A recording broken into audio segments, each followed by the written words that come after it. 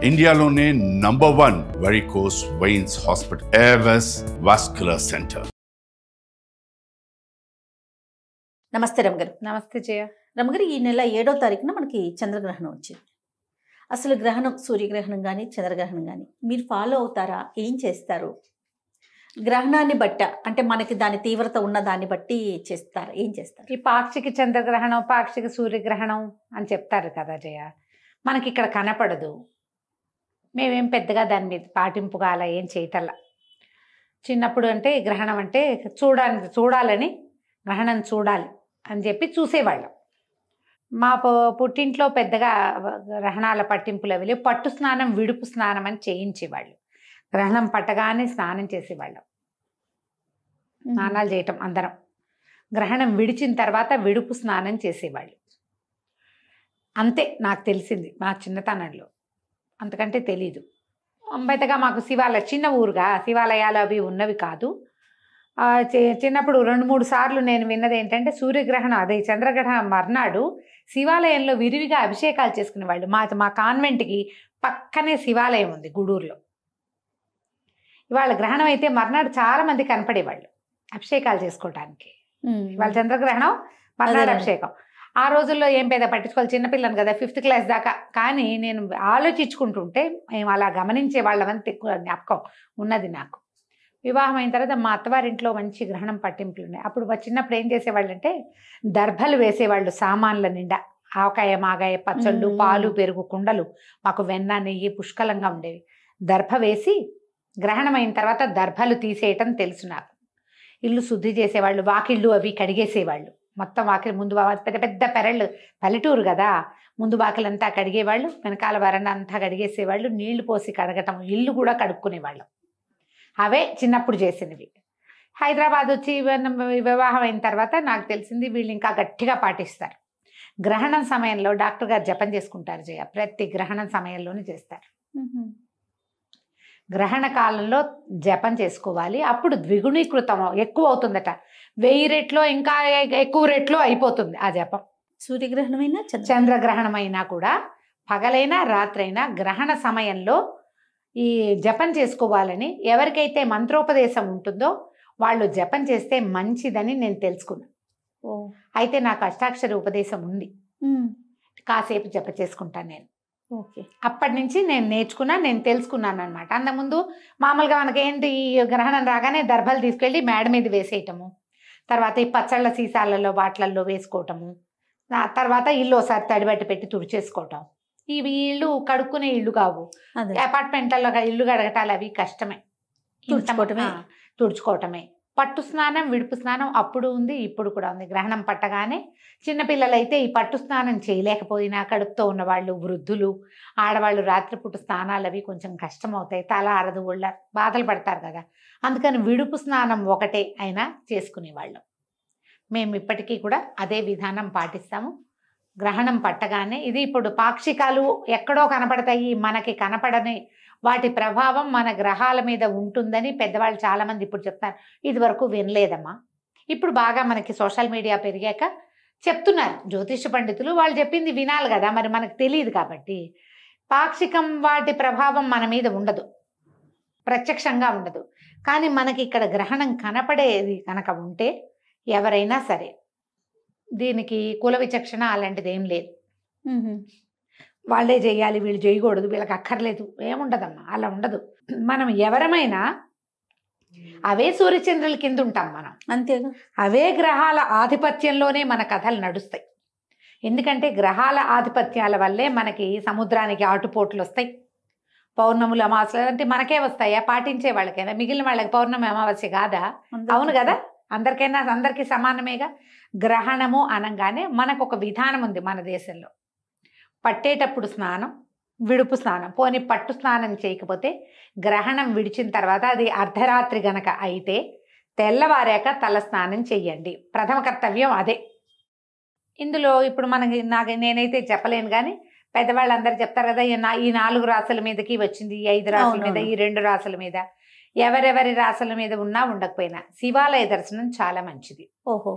గ్రహణం అయ్యింది ముందు రోజు, మర్నాడు పొద్దున్న నెత్తి మీద నీళ్ళు పోసుకోండి. ఏ రోజైనా పర్వాలేదు, నూనె రాసుకుని నెత్తి మీద రుద్దుకోవటం అని కాదు, తల వాష్ చేసుకోండి, షాంపూ చేసేసుకుంటే సరిపోతుంది. శివాలయం పొద్దునో సాయంత్రమో మీ కుదిరికని బట్టి ప్రతి వాళ్ళు శివాలయ దర్శనం చేయవచ్చు, మంచిది. శివుని దర్శనం అమ్మ శివ దర్శనం మంచిది. ఒకవేళ మనకే ఏదైనా ఉందని మనం వింటే గనక మనకి ఈ సమయంలో అభిషేకాలు చేసుకోవడం లేదా జపం చేయటము లాంటివి ఏం తెలీదు, మీ పేరుతో ఒక శివాలయంలో అభిషేకం చేయించుకుంటే మంచిది. సాధారణంగా ఎవరైనా పాటించగలిగేవే. మనకేం చెప్తారంటే జయ, చంద్రుడు మనఃకారకుడు, మనస్సు మీద చంద్రుడి ప్రభావం ఉంటుంది.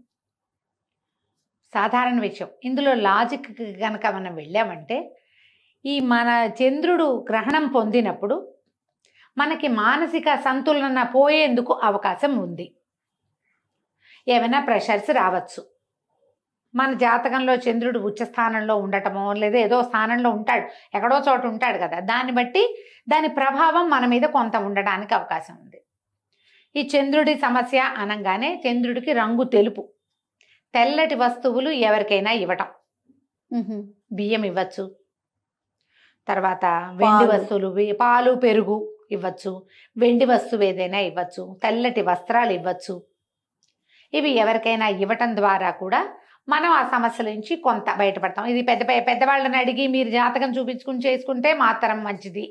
లేదా లోక సామాన్యంగా చేద్దామంటే ఇలాంటివి కూడా చేయొచ్చు. వైట్ వస్తువులు, వైట్ డ్రెస్సులో లేకపోతే పంచలో బ్రాహ్మణులకు ఇచ్చినా మంచిదే. ర్యాండమ్గా ఎవరికైనా పడేటట్టుగా పాతవి కాదు కొత్తవి కొని గనక ఇస్తే మీకు దాని ప్రభావం కొంత తక్కువగా ఉండేందుకు అవకాశం ఉంది. స్నానం చేయటం, మీకు ఏదైనా చిన్న ఉపదేశం ఉన్నా లేదా మీరు దైవభక్తి పరులు రోజువారీ ఏదో కృష్ణారామ అనుకునే అలవాటు ఉంటే గనక మనం ఆ సమయంలో కూర్చుని ఏదైనా చదువుకోవచ్చు. విష్ణు సహస్రనామం చదివే అలవాటు ఉంది, చదువుకోండి. లక్ష్మీ అష్టోత్తరం చదువుతారు, చదవండి, ఏం పర్వాలా. దేవతదా, దేవుడిదా, వినాయకుడిదా, కుమారస్వామిదా ఆలోచించద్దు. మీరు ఏం చేసినా ఒక్కటే శ్లోకం వచ్చు, మీకు శుక్లాంబరధరమే వచ్చు, చదవండి 108 సార్లు, అదే ఏం పర్వాలా. ఏదైనా సరే ఒక్క దైవ ప్రార్థనా శ్లోకమైనా సరే గ్రహణ సమయంలో చదివితే అది రెట్టింపుగా దాని ఫలితం మనకు అందుతుంది. ఓకే, ఎనర్జీస్ పెరుగుతాయి మనకి. ప్లస్ అమ్మా, ఇది ప్లస్ చేసుకోవటమే అంతే. ఇది గర్భవతులు దీన్ని చూడకూడదు, కదలకుండా ఉండాలని చెప్తారు. గర్భవతులు అయితే మీరు రెస్ట్ తీసుకోండి, ఏం చెయ్యొద్దు. దీనికి ఇంకొక నియమం ఏంటంటే జయ, గ్రహణ సమయానికి ఆహార స్వీకారం చేయకూడదు ఎవరైనా. గ్రహణం టైంకి పొట్టలో క్రియలన్నీ అయిపోవాలి, అరిగిపోవాలి, అన్నం ఎత్తిపెట్టేసేయాలన్నీ. ఇప్పుడు ఇది రాత్రి వేళలే పట్టింది, 9:50కో ఎప్పుడో ఉన్నది, మనం సాయంకాలం 6 గంటలకే తినేసేయాలి, అన్నం అరిగిపోతుంది. 9:30కి 9:50 అయ్యాక ఓ చెమ్ము నీళ్ళు పోసుకుని కూర్చోండి, ఏదైనా చదువుకోండి, టైం ఉందిగా, ఒక గంట సేపు అయినా చదువుకుని. గ్రహణం సమయంలో మీరు నిద్రపోయినా పర్వాలా, తెల్లవారు లేచాక స్నానం చేయండి. 1:30 దాకా పట్టి ఉంది గ్రహణము, అంత మటుకు మెలకుగా ఉండి జపం చేసుకోగలిగే అలవాటు ఉన్న వాళ్ళు వాళ్ళ దారిని వాళ్ళకి మనం చెప్పక్కర్లేదు. మామూలు వాళ్ళకి ఏదైనా చెప్పాలంటే ఇలా చేసుకోవచ్చు. మీరు ఏదైనా చదువుకోండి. కొన్ని రాసులకి బాగుండటం, కొన్ని రాసులకి బాగోకపోవటం, ఇలా ప్రతి గ్రహణానికి వింటూ ఉంటాం కదా రమ్మగారు. అవును. అంటే దీని వెనకాల ఏమన్నా ఉందంటారా? ఏమి కాదు జయ, అది ఇప్పుడు ఈ గ్రహణం పట్టిన సమయంలో ఏ రాశి ఎక్కడెక్కడ ఉన్నది దాన్ని బట్టి ఆయా రాసులకి ఇప్పుడు ఆ గ్రహదేవతలు ఎక్కడున్నారో దాన్ని బట్టి కదా. అప్పుడు ఈ గ్రహాలకి మంచిది కాదు, వీళ్ళు కొంచెం జాగ్రత్త పడాలంటే ఏం చేస్తాం, గ్రహణాన్ని ఆపలేం కదా, చూడకుండా ఉంటే పోదు. అది బయట కాస్మిక్ దీంట్లో జరిగేది, వినీలాకాశంలో జరిగేదాని ఎఫెక్ట్ దాని కింద ఉన్నాం మనకు తప్పదు. మనం ఒకవేళ తెలుసుకుంటే ఇవి చేసుకోండి అని ఏమైనా చెప్పినప్పుడు వాటిని పరిహారాలు పాటిస్తే సమస్య కొంత మటుకు సద్దుమణుగుతుంది. అన్నిటికంటే అత్యంత సులువైనది దేవాలయ దర్శనం. మర్నాడు చక్కగా శివాభిషేకం చేసుకోండి. ఇది ఆదివారం నాటి రాత్రి వచ్చింది, సోమవారం శివుడికి విశేషం కదా. అవునండి. చక్కగా అభిషేకం చేసుకోండి, దానం చెయ్యండి, ఎక్కడైనా బియ్యం దానం చేసేయండి, బియ్యం ఇవ్వండి మీ చేతితోటే. మీరు ఇవ్వండి. పాత రోజుల్లో ఏం చేసేవాళ్ళు జయ, అడుక్కునే వాళ్ళు, భిక్షకులు వచ్చేవాళ్ళు, ఇట్లా దోసిడితో బియ్యం తీసి పెట్టేవాళ్ళం. ఇప్పుడు ఆ అవకాశం లేదు. చక్కగా ఒక కవర్ ప్యాక్ చేయండి, ఒక 4-5 కవర్లు ఎవరికైనా చేతిలో పెట్టండి, అన్నం వండుకుంటారు కదా. మీ కర్మ పరిపక్వం అయిపోతుంది, వాళ్ళు తినేస్తారు, వాళ్ళకి అరిగిపోతుంది. మీ దాన ప్రక్రియ ఉపయోగపడుతుంది. తప్పకుండా పెద్ద పెద్దవి చేయలేకపోతాం, ఇదేనా చేయొచ్చు. చేయగలిగినంత. పంచదార కూడా ఇవ్వచ్చమ్మా, ఆ, పంచదార కూడా పనికొస్తుంది, అది కూడా ఇవ్వచ్చు. బియ్యం దానం చేస్తే అసలు చంద్రుడికి దానం చేసేదే బియ్యం. బియ్యం. తెల్లటి వస్త్రాలు, ముత్యము, వెండి ఇవన్నీ కూడా దానానికి పనికొస్తాయి. తెల్లటి వస్తువులు ఏవైనా అలంకరణ వస్తువులు కూడా ఇవ్వచ్చు. ఇవన్నీ పాక్షికంగా అయినా కూడా పనిచేస్తాయి. ఇలాంటిది ఏదైనా చేసుకోవచ్చు. మీరు ఏదైనా చదువుకోదలుచుకున్న వాళ్ళు చదువుకోవచ్చు. భయపడాల్సిన పనే ఉందమ్మా. మనం భయపెడితే ఏమాగుతుంది, మనకు భయం మిగులుతుంది. అంతే. అనవసరమైన ప్రెషరు, టెన్షను కదా. అవును. ఒకవేళ భయాలు, టెన్షన్లు, ప్రెషర్లు మీకుంటే ఓ పురోహితుడిని ఆశ్రయించి ఆయన ఏం చెప్తే అది చేసుకోండి. అంత లేదు ఊరికే కొంచెం అనుమానం, ఇది చేసుకోండి. దానికి మనకి ఏం చేయాలనేది కూడా మనం చెప్తా ఉన్నాం కదా చెప్తున్నారుగా, పెద్దవాళ్ళంతా చెప్తారమ్మా. సో చేయగలిగినంత ఆ, చేసుకోగలిగినంత.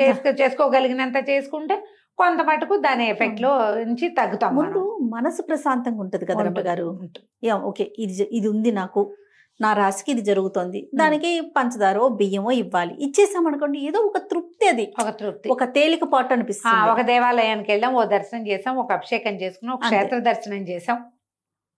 ఇలాంటిది ఏదైనా చేస్తే ఈ ఎఫెక్ట్ లో నుంచి కొంత తగ్గటంతో పాటు ఈ చేసిన తాలూకు ఫలితమేమో మనకి ప్లస్ అవుతుంది. పాజిటివ్ ఎనర్జీ కదా, దాన్ని సొంతం చేసుకోండి. అంతకంటే పెద్ద హైరాన్ పడక్కర్లేదేమో అని అనుకుంటున్నాను.